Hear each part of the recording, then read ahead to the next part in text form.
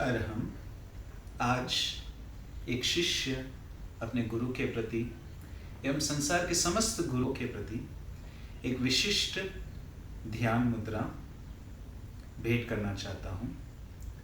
इस ध्यान पद्धति की विशेषता ये है कि इससे सारे के सारे चक्र संतुलित किए जा सकते हैं और उनकी ऊर्जा को, शक्तियों को बढ़ाया जा सकता है।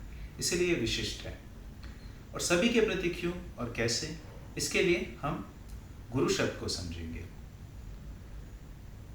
गुरु दो धातुओं से बना है, गु और रु। गु का अर्थ है अंधकार, रु का अर्थ है प्रकाश। अर्थात जो अंधकार से प्रकाश की ओर लेकर जाए वे मार्गदर्शक है गुरु। और ऐसा भी कह सकते हैं जो अंधकार को नष्ट कर प्रकाश को प्रकट करे वह है गुरु। इसीलिए सभी के प्रति समर्पित है। जैसे कि जैन धर्म के श्वेतांबर दिगंबर परंपरा के आचार्य, साधु साध्वी, आर्यिकाएं, समण समनी मुमुक्षुगण, बौद्ध धर्म के लामा, भिक्षु, भिक्षुणी, श्रीमद राजचंद्र, दादा भगवान, कांजी स्वामी की परंपरा, ओशो की परंपरा, इस्लाम धर्म के इमाम, मौलाना, शेख, क्रिश्चियनिटी के पोप, फादर, सिस्टर, सिख धर्म के संत, कबीरदास जी के संत एवं जितने भी धर्म परंपराएं हैं या जो धर्म गुरु है उन सब के प्रति ये समर्पित है। मूल में देखें तो गुरु जो है कौन होता है? अंधकार को कौन नष्ट करता है? कौन पुरुषार्थ करता है? हम स्वयं। इसीलिए हम भी गुरु हैं। प्रकाश कहाँ से प्रकट होता है? हमारे भीतर से। इसीलिए देखा जाए निश्चय में तो हम सब गुरु हैं, अहंकार से नहीं, सत्य की दृष्टि से। और देखा जाए जब जब हम सत्य को हम स्वीकार करते हैं तो हम माने या ना माने, चाहे या ना चाहे, वह हमारा गुरु हो ही जाता है। किसी प्राणी से भी हम जब कुछ सीखते हैं तो वह हमारा गुरु हो जाता है। जो हमें संसार से विरक्त करें तो वह हमारा गुरु हो जाता है।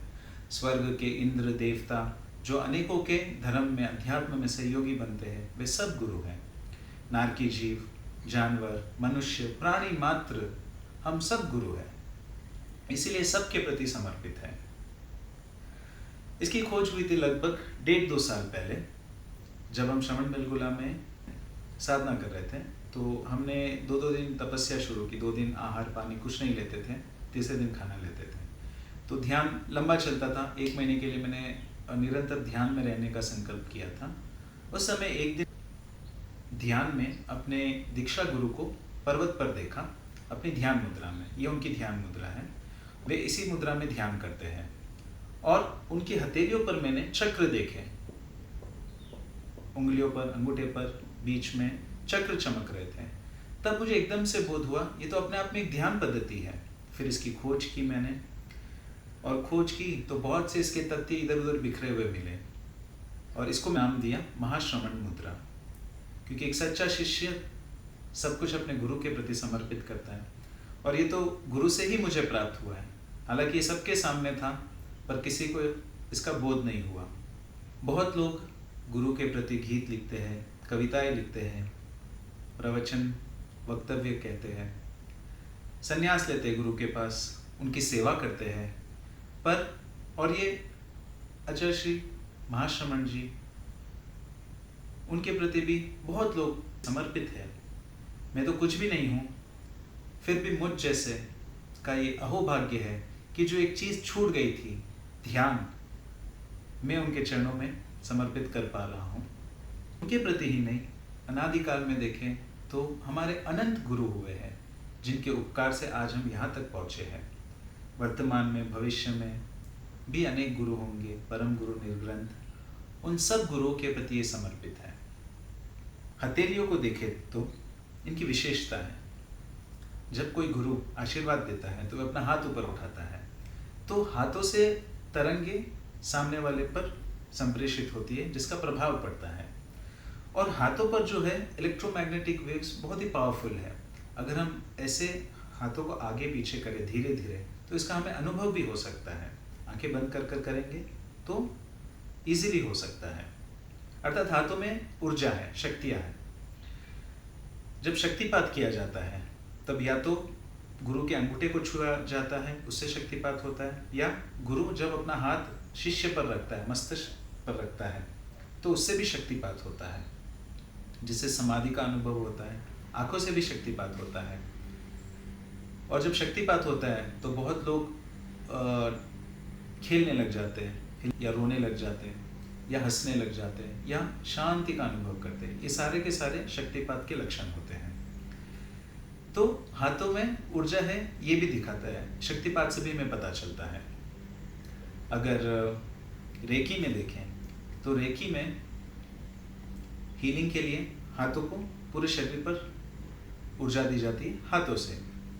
और रेकी करते समय कुछ ध्यान पद्धति में ऐसे यहाँ पर रगड़ा भी जाता है, क्योंकि उनका मानना है कि इससे ऊर्जा बढ़ती है। अगर एक्यूप्रेशर, एक्यूपंक्चर में देखें तो जो एंडोक्राइन ग्लैंड्स है उनका संबंध हाथों से है। शरीर में किसी भी प्रकार का दर्द हो, परेशानी हो, हाथों के पॉइंट्स दबाने से वे ठीक हो जाता है। अर्थात हाथों से पूरा का पूरा शरीर जुड़ा हुआ है। उसके यहाँ के नर्व्स पूरे शरीर से जुड़े हुए हैं, इसीलिए हाथों में, हथेलियों में विशिष्टता है। विपश्यना में देखें तो जब वहाँ पर आगे की जो साधना की जाती है उसमें बहुत ठोस प्रकंपन अनुभव होने लगते हैं, जिसको झेला नहीं जा सकता है। तब हाथों पर ध्यान करने के लिए कहा जाता है, क्योंकि हाथों पर जो सघनता है प्रकंपनों की, वे इजीली अनुभव में आ जाती है और वहाँ से ध्यान हटकर यहाँ पर आ जाता है, जिससे ऊर्जा पुनः बढ़ती है। तो ये सब बताता है कि हाथों में विशिष्ट शक्तियाँ हैं और उनको जागृत किया जा सकता है महाश्रमण मुद्रा से, महाश्रमण ध्यान से। इस ध्यान पद्धति को हम एक और वीडियो से समझेंगे। उससे पहले हम समझेंगे कि चक्र क्या है, चक्रों की मलिनता होने से, चैतन्य केंद्रों पर सघन आवरण होने से किस तरह से हमें रोग, परेशानियां, भय आदि सब सताते हैं, या अर्थ की समस्याएं भी हो सकती है, मानसिक समस्याएं उभर सकती है। और चक्रों के जागरण से हमारा आध्यात्मिक विकास भी होता है, इंट्यूशन, साइकिक पावर सब कुछ बढ़ते हैं। और ये सब कुछ महाश्रमण मुद्रा से सभी चक्रों को जागृत किया जा सकता है, उनकी ऊर्जा को बढ़ाया जा सकता है, या फिर उनको बैलेंस भी किया जा सकता है।